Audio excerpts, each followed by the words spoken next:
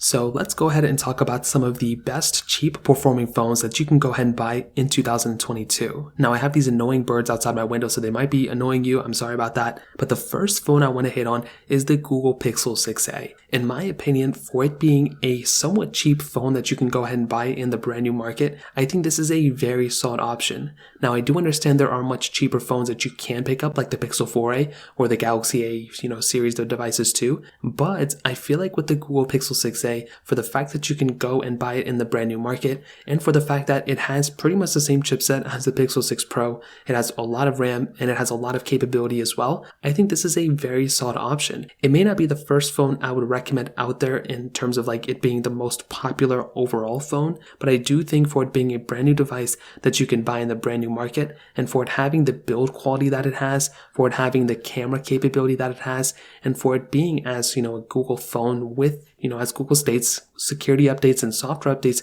for a long period of time, I think this is a very solid performing phone, not only in terms of like the best performance you can get for the price tag, but also the capability in the future with it continuously getting updates, and it's going to be a phone that's going to be supported for quite a bit of time. So that's probably the first one I'd recommend. Now the next one, I hate to say it, I don't really want to say that. I love iPhones. The iPhone SE3 though is a really, really good performing iPhone. Even though it's not my first phone I would recommend, I feel like the Pixel 6a, even like a, iPhone 11 is a way better phone in every single area. I think the iPhone SE3, for it having the latest Apple A15 Bionic chip, but also with it having 4 gigabytes of RAM, that is a really big asset for a phone that costs $429, and it's gone down even more in the used market. So this phone, it may not have the most capable camera in the world, it may not have the best build quality, it may not even look the best, but you cannot take the performance away from this phone, and that is something I haven't been hesitant to say. I feel like this phone, the only issue I do have with the performance side is the lack of a gesture-based design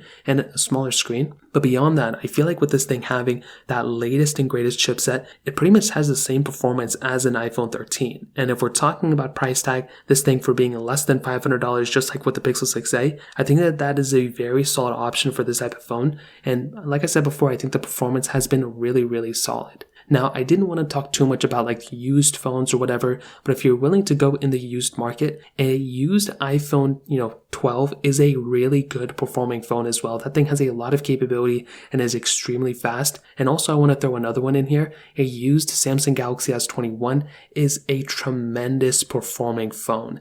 That thing has so much capability in it as well. And you can pretty much buy that thing today, either the Galaxy S21 or an iPhone 12. You can probably buy both for less than $500 as well. And that is a really good performing set of phones that you can buy and pretty much use for a long period of time as well. So in terms of that, those are pretty much the best, cheaper performing phones I would probably recommend. Again, I would recommend buying beyond or below that $500 mark. You can buy phones that cost maybe $150 to $200, but they're not going to be, I guess, the best performing, or they're not going to be supported for too long. Like the Galaxy S10, I think is still a really good phone too, but it's just not going to be supported for too much longer. So that's kind of covers it. If you have any other thoughts or questions, please let me know in the comment section below. Hit the like button, that would mean so much, but definitely hit that subscribe button. More importantly than everything else, I love every single one of you guys. Hopefully I'll catch you guys in the next video. Peace out till then.